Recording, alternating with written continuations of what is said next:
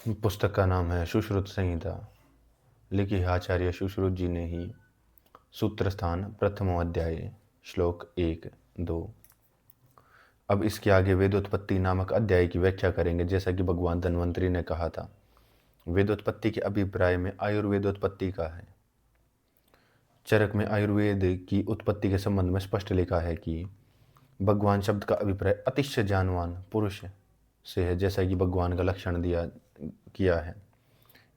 अथवा इसका दूसरा अर्थ समस्त ऐश्वर्य श्री आदि से युक्त को भगवान कहा गया है, क्योंकि योगी पुरुषों का यही ऐश्वर्य है। श्लोक 3। देवताओं में श्रेष्ठ ऋषियों के समूह से गिरे हुए वानप्रस्थ आश्रम में रहते हुए काशीराज भगवान देवदास धन्वंतरि को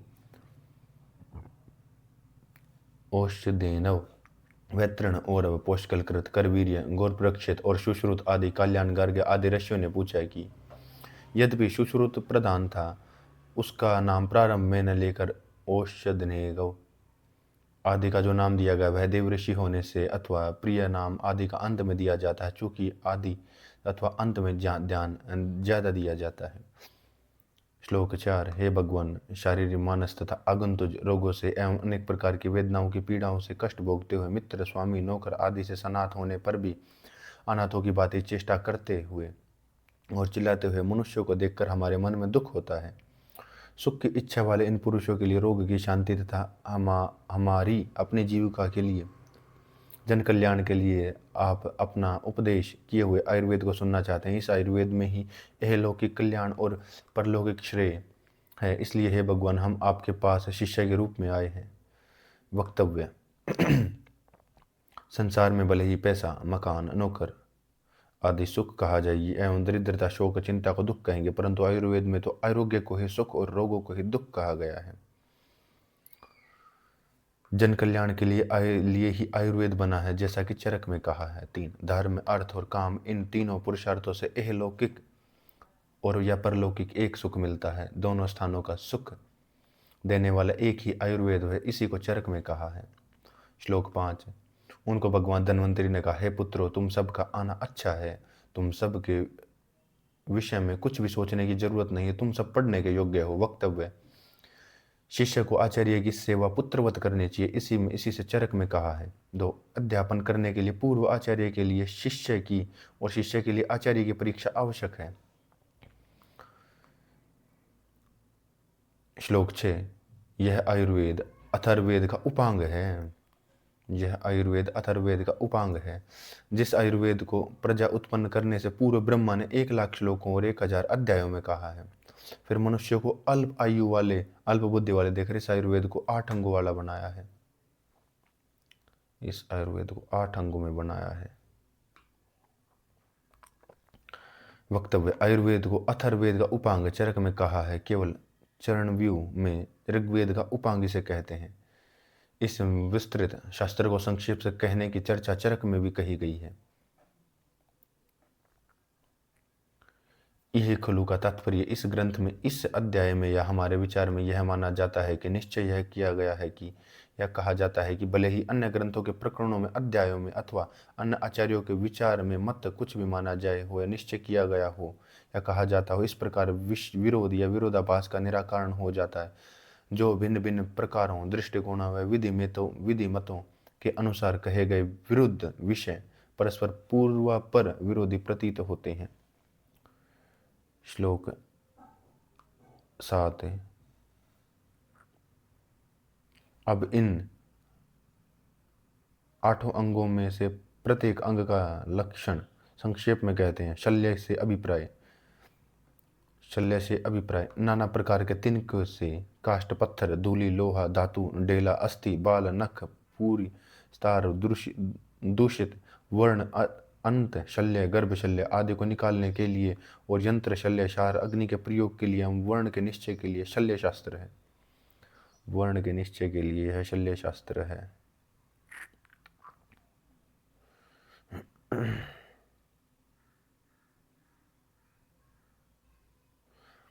जत्रु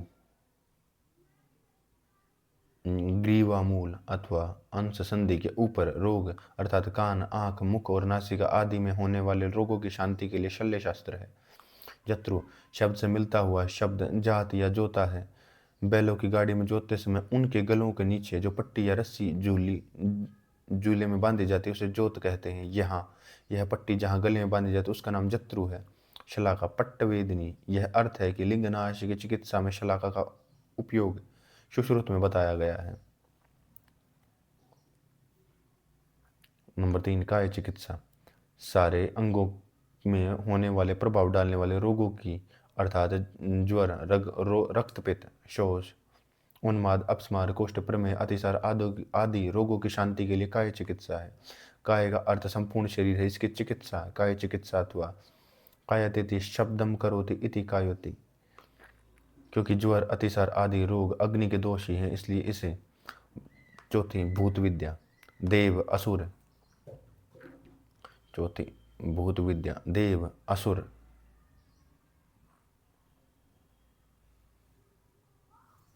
यक्ष, गंधर्व, पितृ, पिशाच, नाग, ग्रह आदि के आवेश से दूषित मन वालों की शांति कर्म, बलिदान आदि के द्वारा ग्रह की शांति के लिए भूत विद्या है।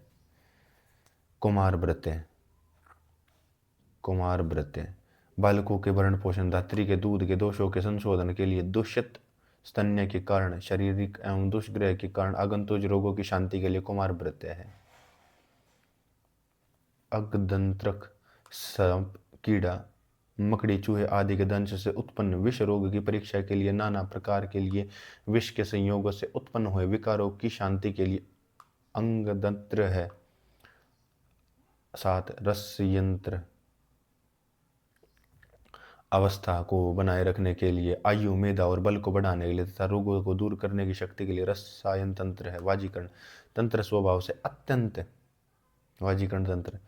से अत्यंत अल्पवीर्य वाले पुरुषों वीर्य को बढ़ाने के लिए, वात आदि में दूषित शुक्र वालों में शुक्र के शोधन के लिए, कहीं कारणों से स्वाभाविक परिणाम में क्षीण शुक्र वालों में शुक्र की वृद्धि के लिए, वृद्धावस्था के कारण शुक्र वीर्य वालों में शुक्र पैदा करने के लिए तथा स्त्री प्रसंग में प्रहर्ष उत्पन्न करने के लिए वाजीकरण है।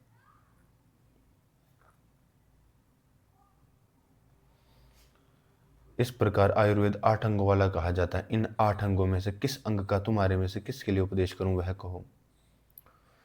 श्लोक 10। उन शिष्यों ने कहा, हे भगवान, आप शल्य ज्ञान को मुख्य रखकर हम सबको आयुर्वेद का उपदेश करें। श्लोक 11। भगवान उन धन्वंतरी ने कहा, ऐसा ही सही। श्लोक 12। उन शिष्यों ने फिर उस भगवान धन्वंतरी को कहा कि एक विचार वाले हम सबों के अभिप्राय को ध्यान में रखकर सुश्रुत आपसे पूछेगा और इस सुश्रुत को संबोधन करके उपदेश हम सबको धारण करेंगे। श्लोक 13। भगवान धन्वंतरी ने कहा, ऐसा ही सही। श्लोक 14। हे वत्स सुश्रुत, आयुर्वेदोत्पत्ति के विषय में आयुर्वेद शास्त्र का प्रयोजन रोगों से आक्रांत प्राणियों को रोगों से मुक्त करना और स्वस्थ मनुष्यों को स्वास्थ्य की रक्षा करना है। आयुर्वेद का मुख्य प्रयोजन, शास्त्रों का प्रयोजन रोगों से आक्रांत मनुष्य के रोगों को मुक्त करना और स्वस्थ पुरुषों के लिए। श्लोक 15। आयुर्वेद की निरुक्ति शरीर, इंद्रिय, सत्व और आत्मा, इनके संयोग का नाम आयु है। इस आयुर्वेद में है। इस शास्त्र के द्वारा आयु की प्राप्ति, इसीलिए इसे आयुर्वेद कहते हैं।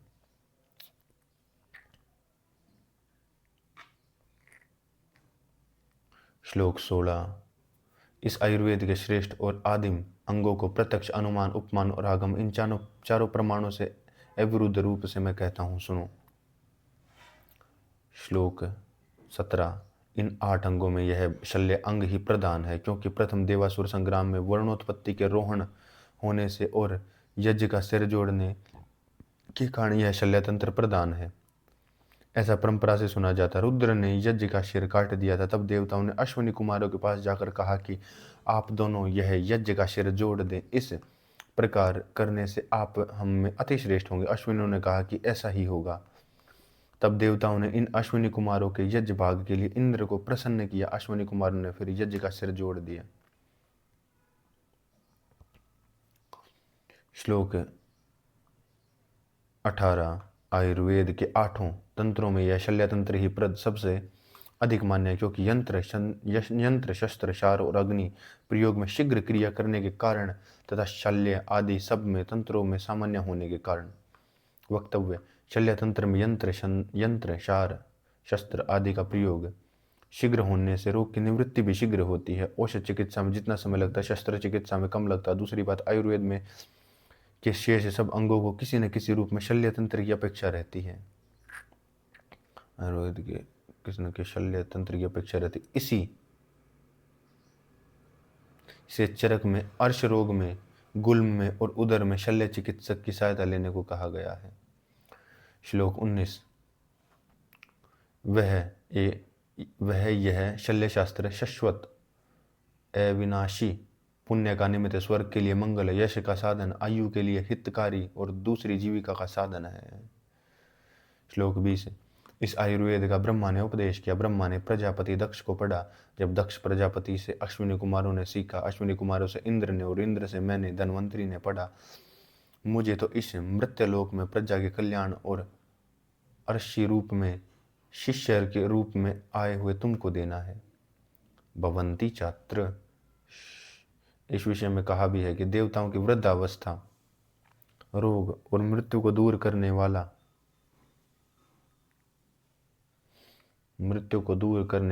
आदि देव धन्वंतरी मैं हूँ। आयुर्वेद में अन्य अंगों सहित शल्य तंत्र का उपदेश करने के लिए फिर से इस पृथ्वी पर आया हूँ।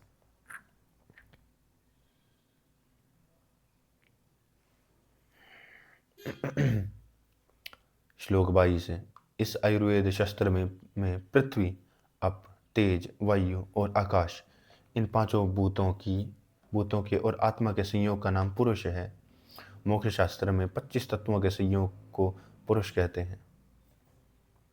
आयुर्वेद में पृथ्वी, पानी, तेज, वायु, आकाश, मोक्ष शास्त्र में 25 तत्वों के संयोग का नाम पुरुष कहते हैं। इसी पुरुष में भेषज, शस्त्र, क्षार, अग्निकर्म तथा स्वास्थ्य कारक कर्म अभिप्रेत है, क्योंकि यही पुरुष स्वास्थ्य और रोग का अधिष्ठान है। यह नर जातीय पुरुष ही इसका अधिष्ठान इसलिए है क्योंकि लोक दो प्रकार का, एक स्थावर और दूसरा जंगम। ये दोनों प्रकार के लोक पंच महाभूतों से बने होने पर भी दो प्रकार के गुणों की अधिकता के कारण अग्नि और सौम्य कहे जाते हैं, अथवा 5 भूतों वाला होने से 5 स्वभावों से ये दोनों प्रकार के लोक हैं। इनमें संपूर्ण प्राणी समूह स्वदेज, जरयु, अंडज और उद्भिज, इन चारों संज्ञाओं वाला है। इन सब में से पुरुष ही प्रधान है। अन्य सब लोग इस पुरुष के साधन रूप है, इसलिए शास्त्र का पुरुष ही अधिष्ठान है, हाथी, वृक्ष आदि नहीं। विशेषतः मंतव्य: यहाँ पुरुष प्राणी मात्र का नाम है। आयुर्वेद स्थावर, वनस्पति, वानस्पत्य, विरुद्ध और औषधि की चिकित्सा तथा हाथी घोड़ा गो भैंस आदि पशु एवं पक्षी आदि की चिकित्सा का भी उपदेश करता है, उत्तरदायी है। परंतु उन सब में पुरुष मानव प्रधान है, अतः इसे शास्त्र सुश्रुत संहिता में प्रधान माना गया है और इसी को ध्यान में रखकर अंग प्रत्यंग आदि का वर्णन किया गया है। श्लोक 24। इस पुरुष को जितने संयोगों से दुख होता उनको व्याधियां विविध दुःखामध्याति व्याध्याय कहते हैं। श्लोक 24। ये व्याधियां 4 प्रकार की होती हैं, आगंतुज, शारीरिक और स्वाभाविक। ये तो 3 ही हुई। ये व्याधियां 4 प्रकार की हैं, आगंतुज, स्वाभाविक। इनमें से आगंतुक रोग शस्त्र आदि के अभिघात रूप कारणों से उत्पन्न होते। शारीरिक रोग अन्नपान के कारण, वात, पित्त, कफ और रक्त इनके सन्निपात रूप में विषमता से उत्पन्न होते हैं। मानसिक रोग क्रोध, शोक, भय, हर्ष, दुख, ईर्ष्या, असूया, दीनता, मात्सर्य, काम, क्रोध, लोभ आदि से तथा इच्छा और द्वेष से भेदों के उत्पन्न होते हैं। स्वाभाविक रोग भूख, प्यास, वृद्धावस्था, मृत्यु, निद्रा। मंतव्य और मानसिक रोग। मंतव्य: शल्य चिकित्सा, शल्य तंत्रों में वात, पित्त, कफ चिकित्सा के साथ रक्त को भी गिना जाता है और यूनानी चिकित्सा में रक्त खून को विल्लत दोष भी माना जाता है। ये चारों प्रकार के रोग मन और शरीर के आश्रय करके होते हैं। उक्त चारों प्रकार की व्याधियां तथा अधिष्ठान, आश्रय का स्थान मन एवं शरीर है, इन दोनों पर ही उनका प्रभाव पड़ता है। श्लोक 27 है। सम्यक प्रकार से प्रयोग किए हुए शमन, आहार और विहार इन रोगों का निग्रह करते हैं। संशोधन, बाह्य संशोधन और अंत संशोधन। बाह्य संशोधन शस्त्रचार, अग्नि प्रलेप आदि से होता है और अभ्यंतर संशोधन वमन, विरेचन, आस्थापन और रक्त मोक्षण इन चारों प्रकार से होता है। कोई रक्त मोक्षण के स्थान पर शिरो विरोचन मानते हैं। यह शमन भी दो प्रकार का होता है, एक बाह्य और अभ्यंतर। बाह्य शमन आलेप, परिचय, अभ्यंग, कवल, गंडूष आदि के रूप में होता। अभ्यंतर संशमन पाचन, लेखन, ब्रहण, विष और प्रशमन आदि के रूप में होता। आहार चार प्रकार का है, पेय, भक्ष्य, लेह और चुष्य। यह चार प्रकार आहार दोष, प्रशमन आदि व्याधि, प्रशमन स्वास्थ्यकार भेद से तीन प्रकार का है। आचार शारीरिक, वाचिक और मानसिक कर्म है। इनमें उत्क्षेप, अवेक्षण और आदि शारीरिक कर्म, स्वाध्याय आदि वाचिक, संकल्प, चिंतन आदि मानसिक कर्म है। श्लोक 28। आहार प्राणियों का तथा इनके बल, वर्ण और ओज का मूल है। यह आहार छह रसों के अधीन है, रस द्रव्य के अधीन है और औषधियां ही द्रव्य हैं। औषधियां दो प्रकार की हैं तथा स्थावर और जंगम। श्लोक 29। इनमें स्थावर औषधियों का चार प्रकार की है, वनस्पति, वृक्ष, विरुद्ध और औषध। इनमें से जिनमें पुष्प आए बिना फल आता है वे वनस्पति कहलाती हैं। जिनमें पुष्प और फल दोनों होते हैं उन्हें वृक्ष कहते हैं। जो फलने एवं गुल्म रूप, थंबला रूप में होते हैं वे विरुद्ध, बेल कहलाती हैं। जो फल पकने तक ही अस्तित्व में औषधि है।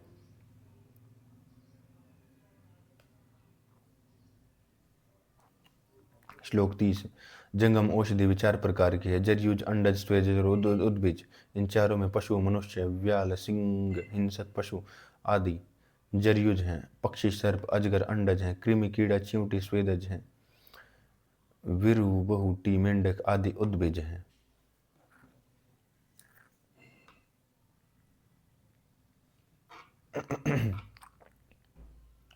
इनमें स्थावर औषधियां छाल, पत्ता, फूल, फल, मूल, कंद, गोंद और स्वरस आदि तेल, क्षार, कंटे, अंग बरते जाते हैं। जंगम औषधियों से चमड़ा, नख, बाल, रक्त आदि का प्रयोग होता है।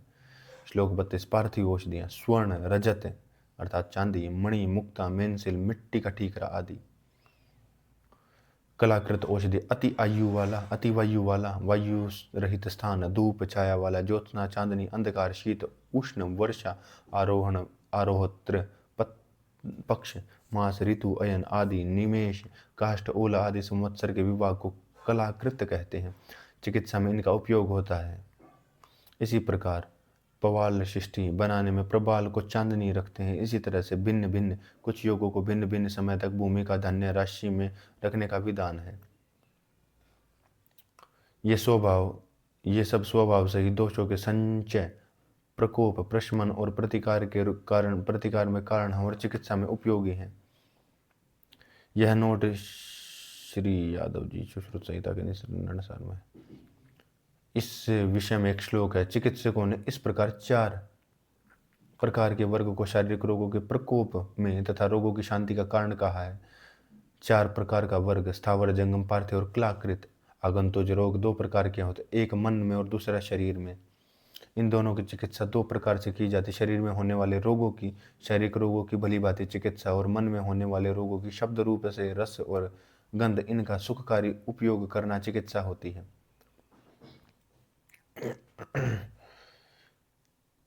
आगंतुज रोग दो प्रकार के होते हैं। श्लोक 37-38। इस प्रकार से पुरुष, व्याधि, औषध और क्रियाकाल इन चारों की संक्षेप व्याख्या कर दी गई। इनमें पुरुष शब्द से इस पुरुष को उत्पन्न करने वाले पंच महाभूत, द्रव्य समूह एवं एक इस पुरुष के अंग प्रत्यंग के मेद, त्वचा, मांस, अस्थि, सिर, स्नायु आदि भी कह दिए गए हैं। व्याधि शब्द से वात, पित्त, कफ, रक्त एवं इनके सन्निपात तथा विषमता से होने वाले सब रोगों की व्याख्या कर दी है। औषध शब्द से द्रव्य, रस, गुण, वीर्य विभाग का ग्रहण किया जाता है। औषध शब्द से ग्रहण किया जाता है। क्रिया शब्द से स्नेह आदि एवं छेद्य आदि कर्मों की व्याख्या कर दी गई है। काल शब्द से संपूर्ण क्रियाओं के काल का कथन है। भवन्ति यत्र, इस श्लोक में श्लोक 39। चिकित्सा शास्त्र का यह बीज संक्षेप रूप में कहा गया है। इस संक्षेप में कहे हुए विषय की व्याख्या 120 अध्याय में की जाएगी। ये 120 अध्याय 5 स्थानों में विभक्त हैं तथा सूत्र स्थान, निदान स्थान, शरीर स्थान, चिकित्सा स्थान और कल्प स्थान। प्रयोजनवश इन 120 अध्यायों को 5 स्थानों में विभक्त करके शेष विषय की उत्तर तंत्र में व्याख्या करेंगे। कहा भी है कि इस विषय के श्लोक ब्रह्मा से कहे हुए, काशीपति से प्रकाशित किए हुए सनातन शास्त्रों का पृथ्वी पर जो पुरुष अभ्यास करता है वह सनातन शास्त्र जो पुरुष अभ्यास करता है वह पुण्य कर्मशाली पृथ्वी पर राजाओं से सम्मानित होता है और मरने पर इंद्र के समान लोक में स्वर्ग को पाता है। इस शास्त्र में इहलौकिक और परलौकिक दोनों प्रकार का सुख मिलता है। अथ द्वितीयो अध्याय। द्वितीयो अध्याय श्लोक 1। पिछले अध्याय में इस शास्त्र के अध्ययन के एक तथा परलौकिक फल को बताकर अब अध्ययन के विधि को बताने के लिए शिष्योपनीय नामक अध्याय का अवतरण करते हैं, जैसा कि भगवान धन्वंतरि ने सुश्रुत के लिए कहा था। श्लोक 3। जिस प्रकार के शिष्य का उपनयन करना चाहिए वह कहते हैं। ब्राह्मण, क्षत्रिय, वैश्य में किसी एक जाति के शूद्र वंश में अथवा आयुर्वेद पढ़ने वाले कुछ कुल में उत्पन्न बालक या तरुण अवस्था वाले शील, शूरता, पवित्रता, कुल तथा देश के व्यवहार को जानने वाले, नम्रता, उत्साह, शक्ति, बल, मेधा,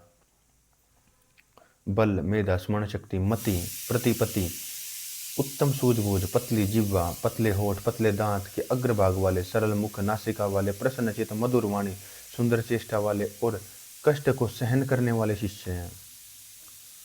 कष्ट को सहन करने वाले शिष्य का वैद्य उपनयन करें। इन उपरोक्त गुणों से विपरीत गुण वाले शिष्य का उपनयन नहीं करना चाहिए। अकुलीन को पढ़ाने का निषेध है तथा अकुलीनम त्यजेत शिष्यम। उपनयन की विधि। उपनयन के योग्य ब्राह्मण शिष्य को उपनयन देने के लिए वैद्य प्रस्थ तिथि, प्रशस्त कर्ण, प्रशस्त मुहूर्त, प्रशस्त नक्षत्र में, प्रशस्त दिशा में प्राची तथा उत्तर दिशा, पवित्र समान स्थान में, 4 हाथ बराबर लंबा चौड़ा, चार कोणों वाले स्थान पढ़ने के लिए फिर उपनयन दिया जाता है।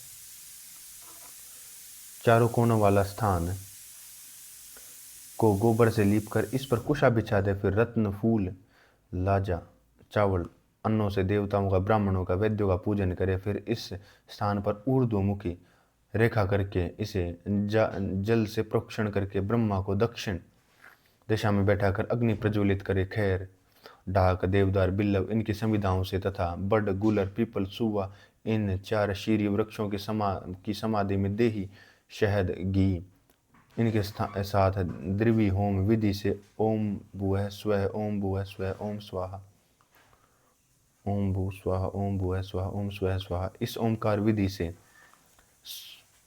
ओमकार विधि पूर्वक स्तुति व गीत से आहुति देवे तथा प्रत्येक के लिए ब्राह्मण स्वाहा, प्रजापति स्वाहा, अश्वम्भ्यम स्वाहा, इंद्राय स्वाहा, प्रत्येक ऋषि के लिए धन्वंतरि स्वाहा, भारद्वाज स्वाहा, आत्रेय स्वाहा स्वाहा इस शब्द के साथ ही घी की आहुति देव। शिष्य भी इस प्रकार से करे।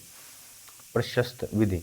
द्वितीय, तृतीय, प्रतिपदा, एकादशी, द्वादशी तथा दशमी भद्रपदा से अतिरिक्त कर्ण, नक्षत्र, हस्त, अश्विनी, पुष्य तीनों, उत्तरा, रोहिणी, आश्लेषा, स्वाति, पुनर्वसु, श्रवण, धनिष्ठा, शतमिषा, मूल, मृगशिरा, रेवती, चित्रा, अनुराधा तीनों, पूर्व आर्धा, वार, रविवार, बुध, गुरु, शुक्र,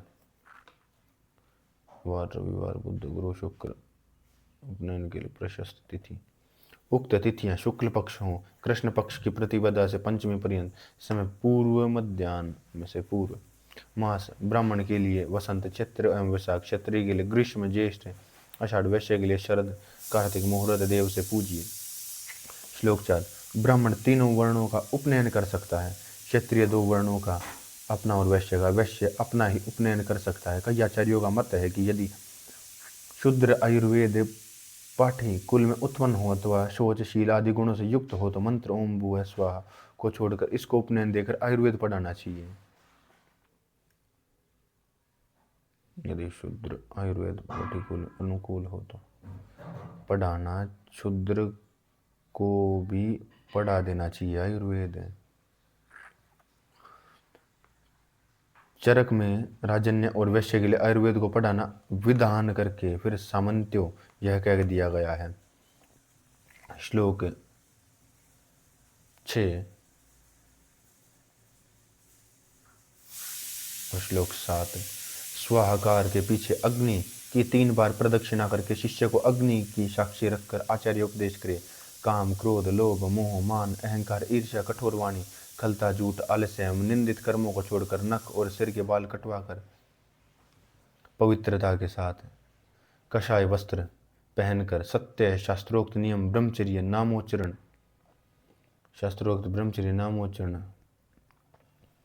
अभिवादन करते हुए सदा बरतना चाहिए। मेरी आज्ञा से उठना बैठना, सोना, खाना पीना चाहिए। मेरे प्रिय एवं हितकारी कार्यों में तुमको बरतना चाहिए।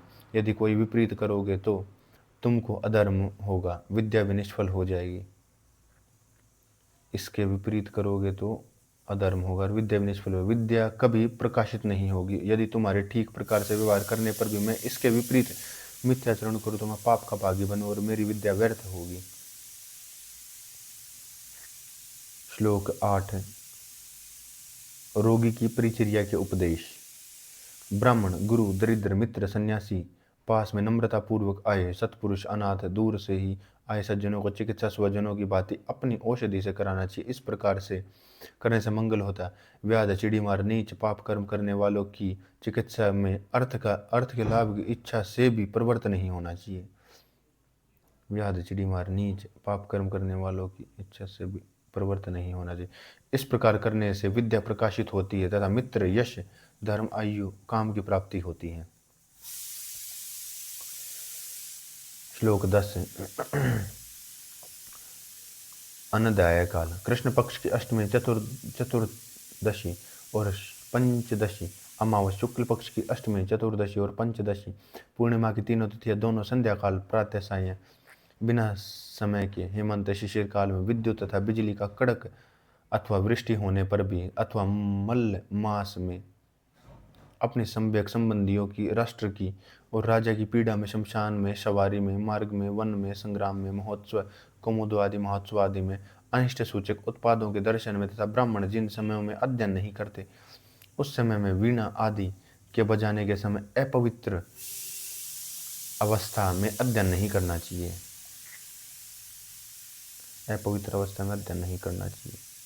अनिष्ट सूचक उत्पाद दर्शन में ब्राह्मण का अध्ययन नहीं करना चाहिए। स्वाधीन राज्य के सम्राट की व्यवस्था रुग्णावस्था में अग्नता अर्थात आज मर के युद्ध काल में अनध्याय होना चाहिए। साधारण सामंतों को रुग्णावस्था में और लंबे युद्ध काल में नहीं, अर्थात प्रतिपदा तिथि। इति सुश्रुत संहिता सूत्र स्थाने शिष्योपनयनो नाम है द्वितीय अध्याय समाप्त। अतः तृतीय अध्याय।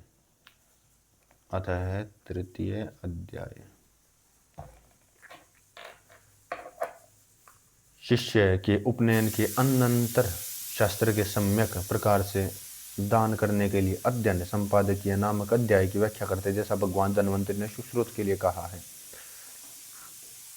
श्लोक 3। प्रथम जो कहा है कि 120 अध्यायों व स्थानों में विभक्त यथा सूत्र स्थान के 46 अध्याय, निदान स्थान के 16 अध्याय में और 10 चिकित्सा स्थान में और 40 कल्प में 8 उत्तर स्थान में और 66 अध्याय हैं। 120 अध्यायों में उत्तर स्थान के अध्यायों की गिनती नहीं है। श्लोक 4, 5, 6, 7, 8, 9, 10, 11, 12 प्रत्येक अध्यायों के नाम कहते हैं। वेदोत्पत्ति, शिष्योपनयन, अध्ययन संपादकीय, प्रशासनीय, अग्रोपरणीय, ऋतुचर्या, यंत्र विधि, शास्त्र विचारणीय, योग सूत्रीय, विशाखानुप्रवेशनीय, शार पार विधि, अग्निमंदक विधि, जयलोक का विचारणीय, शोणित वर्णीय, दोषा धातु में लक्ष्य, वृद्धि विज्ञानीय, कर्ण विद्य, वंदन विधि, वामोपशिकीय ब्राह्मण लेपन विधि, वर्णोत्पासनीय विधि, हिता अहित अध्याय, वर्ण प्रशमन, वर्ण स्त्राव, विज्ञानीय कृतकृत्य विधि, व्याधि मुषेद्य विधि, अष्टविधि, शास्त्रकर्म विधि, प्रणश्ल्य विधि, शल्यपर्णीय विधि, विपरीतता विपरीत वर्ण विज्ञानीय, विपरीतता अविपरीत दूत स्वप्न विज्ञानीय, पंचेन्द्रियार्थ विप्रपत्ति, छाया विप्रपत्ति, स्वभाव विप्रपत्ति, अवर्णीय अवर्णीय युक्त सेनीय,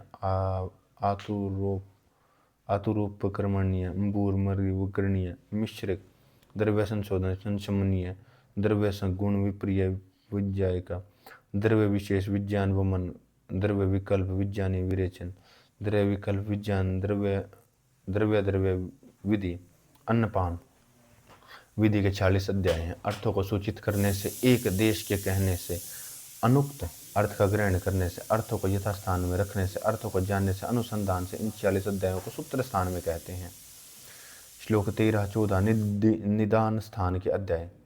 वात व्याधि, अर्श, अश्मरी, बगंधर, कुष्ठ, प्रमेह, मूड, गर्भ, विद्रधि, उदर, प्रीसर्प, विसर्प, ग्रंथि, ग्रंथि, अपृचि, गलगंड, वृद्धि, उपदंश, वृद्धि, शदी, शुद्र रोग, शूक रोग, भगन रोग, मुख रोग। ये 16 निदान स्थान के अध्याय हैं। रोगोत्पत्ति का कारण, हेतु और लक्षण, रोग को बताने वाले चिन्ह का निर्देश करने के लिए इनको निदान स्थान कहते हैं। श्लोक 15, 16, 17 शरीर स्थान के अध्याय। भूत चिंता, पंचभूत संबंधी, रज शुद्धि, शुक्र शोणित की शुद्धि, गर्भावक्रांति, गर्भ व्याकरण, शरीर व्याकरण, शरीर का विवरण, प्रत्येक मर्म निर्देश, शिरा वर्णन शरीर, शिरा वैद्य विधि, दमनी व्याकृति, गर्भणी व्याकृति। ये 10 अध्याय पूज्य धन्वंतरी ने वैद्य तथा रोगियों के लिए शरीर का विशेष रूप से जान कराने के लिए कहे। चरक में भी मुमुक्षु के लिए निर्देश स्थान, ज्ञान के लिए सत्य बुद्धि उत्पन्न होकर मोक्ष में प्रवृत्ति होती है।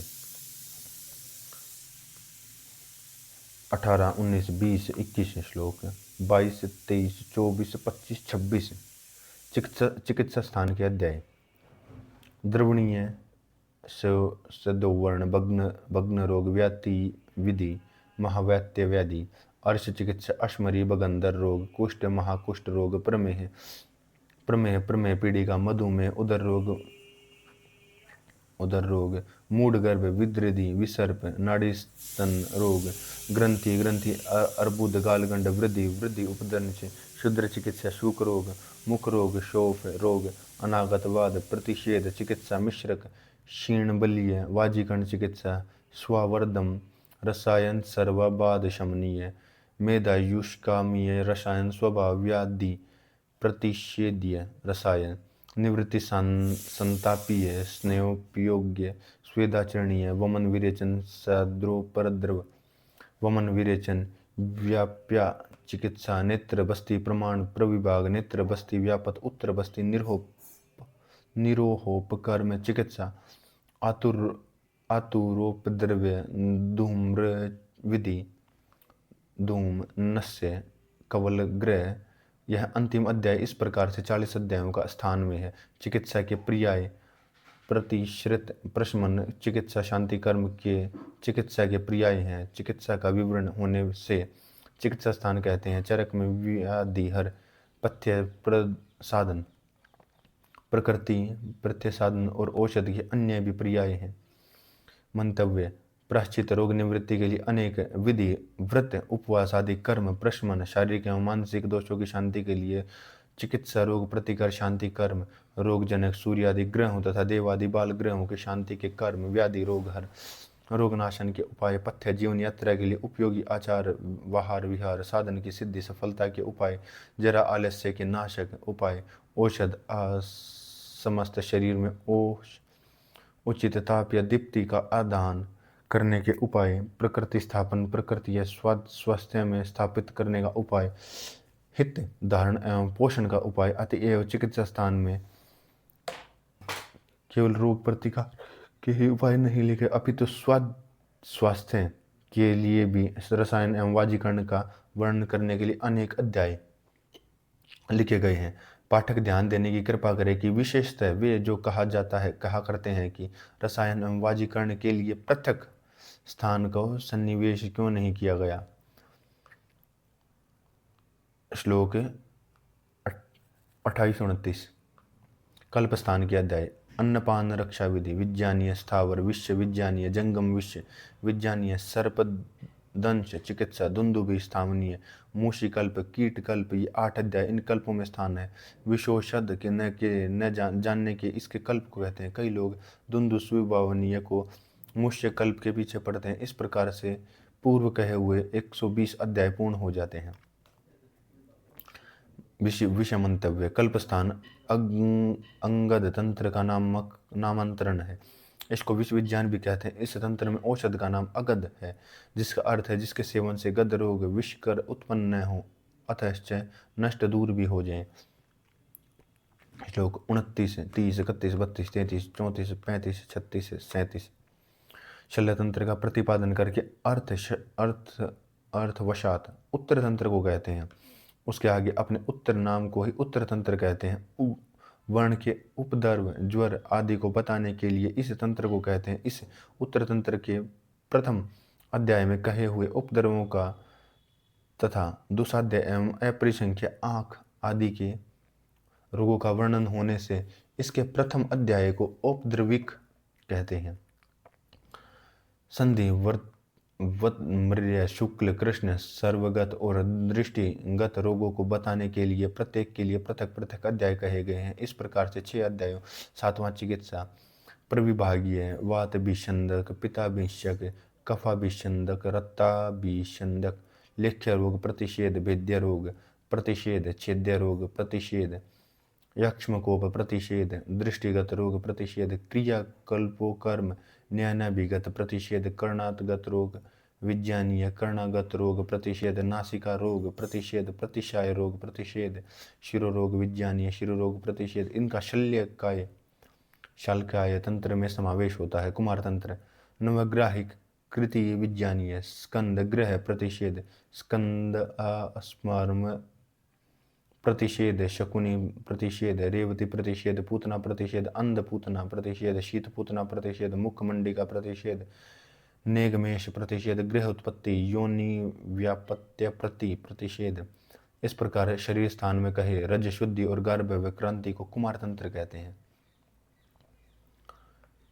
विषय मंतव्य। उक्त 120 अध्यायों में जो अनेक स्थलों पर बार बार कहा गया है, अन्य अर्थों विषयों का उत्तर तंत्र में कहा जाएगा, उनका वर्णन किया जाएगा और उसमें उपद्रव अर्थात दोष विकृति दोष्य विमश्य अथवा उत्पन्न तथा भूतावेश से उत्पन्न उपद्रवों बाधाओं का रोगों का वर्णन किया गया। कुमार तंत्र कुमार प्रत्यय का नामांतरण है। शरीर स्थान में गर्भिणी नामक 10वें अध्याय में कुमार तंत्र का बहुत सा विषय लिखा गया है। काय चिकित्सा के अध्याय। ज्वर अतिसार शोष गुल्म हृदय रोग पांडु रक्तपित्त मूर्छा पान्यात्य प्रतिषेध तृष्णा छर्दी हिक्का श्वास काश स्वरभेद कृमि उदाव्रत विसूचिका अरोचक मूत्राघात मूत्रकृच, ये 21 काय चिकित्सा के शेष रोग इस उत्तर तंत्र में कह दिए गए हैं। श्लोक 41 भूत विद्या अमानुषीय रोग प्रतिषेध अपस्मार उन्माद भूत विद्या अपस्मार उन्माद, इन प्रतिषेध इन अध्यायों को अपस्मार कहते हैं। इन तीनों अध्यायों को अपस्मार कहते हैं। तंत्र भूषणों का अध्याय। रस भेद कल्प स्वस्थ वृत्ति तंत्र युक्तियों दोष भेद दोष भेद कल्प, ये 4 अध्याय शास्त्र के अलंकार, इन से शास्त्र की प्रतिष्ठा है। तंत्र युक्त चरक कौटिल्य आदि सब में एक समान प्राय दी गई है।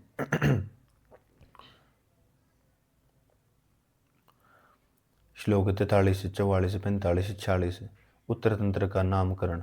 महर्षि लोग इस तंत्र को श्रेष्ठ होने के कारण उत्तर तंत्र कहते हैं। इसमें शालाक्य कुमार काय चिकित्सा भूत विद्या आदि के अर्थों का संग्रह होने से यह श्रेष्ठ तंत्र है। पश्चिम अंतिम होने से भी इसे उत्तर तंत्र कहते हैं। श्रेष्ठ तंत्र है।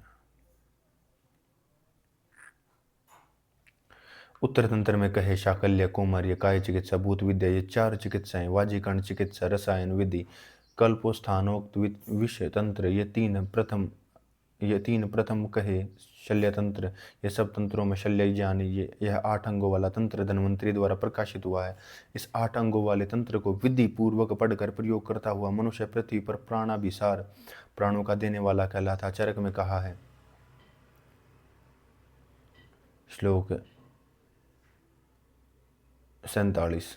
यह तंत्र अवश्य ही पढ़ना चाहिए और पढ़कर कर्म अवश्य इसका अभ्यास करना चाहिए।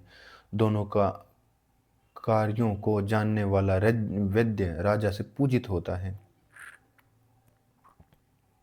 पवंती चत्र। श्लोक 48, 49, 50। वध्यम चार्यती राज्यत। ये स्थान में पाठ अधिक उपयुक्त एवं संगत है। कहा भी है, यह शास्त्र की रीति है। गद्य के पीछे श्लोक से आरंभ होता है। जो मनुष्य वैद्य केवल शास्त्र को ही जानता है और कर्मों के विषय में अशिक्षित है, वह वैद्य रोगी को देखकर उसके प्रकार जो मनुष्य वैद्य केवल शास्त्र को ही जानता है और कर्मों के विषय में अशिक्षित है, जो मनुष्य केवल वैद्य को ही जानता और कर्मों के विषय में अशिक्षित है, वह वैद्य रोगी को देखकर उसी प्रकार घबरा जाता है जिस प्रकार डरपोक आदमी संग्राम में पहुंचकर डर जाते हैं। और जो वैद्य कर्मों के विषय में भली प्रकार शिक्षित है और शास्त्र से बाहर दृष्टता के कारण जिसने शास्त्र का अध्ययन नहीं किया, वह वैद्य सज्जनों में पूजित नहीं होता। और दृष्टता के कारण जिसने शास्त्र का अध्ययन नहीं किया, वह वैद्य पूजित नहीं होता।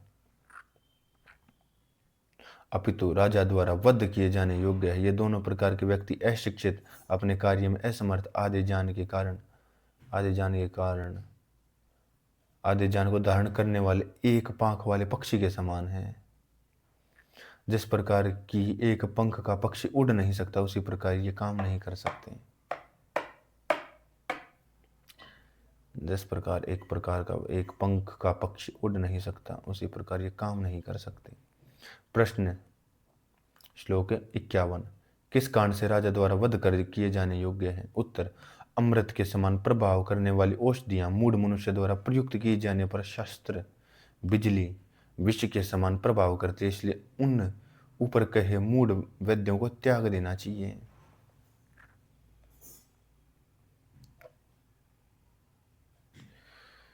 और जो वैद्य स्नेह आदि कार्यों में तथा छिद्य आदि कर्मों में, शल्यतंत्र या तथा काय चिकित्सा में 8 अंगों में यही मुख्य है, अनभिज्ञ है, वे कुत्सित वैद्य राजा के प्रमाद के कारण लोभ वश से मनुष्य को मार देते हैं। वे कुत्सित वैद्य राजा के प्रमाद के कारण लोभ वश मनुष्य को मार देते हैं। इससे आगे कहेंगे, राजा की आज्ञा से चिकित्सा कर्म कराना चाहिए। श्लोक 43। जो वैद्य शास्त्र एवं कर्म दोनों को जानता तथा ऊहापोह जान वाला, वह आरोग्य करने में समर्थ है। जिस प्रकार के संग्राम में दोनों पहियों वाला रथ कार्य करने में समर्थ रहता है। श्लोक 54। हे वत्स, यह आयुर्वेद जिस प्रकार पढ़ना चाहिए वह मुझसे कहा हुआ सुनो।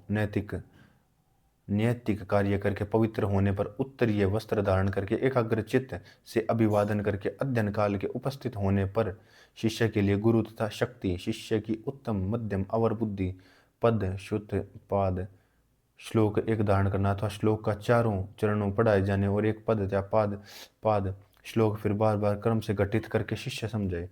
पाठ करने की विधि। न तो बहुत जल्दी, न बहुत रुक कर, बिना भय के, बिना नासिका स्वर के, साफ अक्षर उच्चारणों से, वर्ण को बिना खाए दबाए, आंख भ्रू होष्ठ हाथों को बिना चलाए, साफ मधुर आवाज से, न बहुत ऊंचे न बहुत नीचे, मध्यम स्वर से पाठ पढ़ते हुए गुरु शिष्य के बीच में न आए। चरक में यह विधि विस्तार से दी है। बाह्य और अंदर की पवित्रता, गुरु के कार्यों में तत्पर चतुर आलस्य रहित होकर इस विधि से जो शिष्य पढ़ता है, वह शास्त्र की समाप्ति तक पहुंचता है। अति स्पष्ट वाणी से अर्थ ज्ञान की दृष्टता, उत्साह, कर्म निपुणता, कर्म के अभ्यास में तथा वांछित अर्थ की सिद्धि में यत्न करता है। विषय मंतव्य। पढ़ने के अंत में प्रतिदिन वाणी की शुष्टता, वाच्योकरण की सुंदरता, अर्थों के विशेष रूप से जानने की प्रतिभा, नवीन सूझ की प्राप्ति, चिकित्सा विषय कार्य कौशल में, शास्त्राभ्यास में, उक्त कार्यों के बार बार अभ्यास करने तथा सिद्धि सफलता के पूर्ण करने का प्रयत्न करता रहे।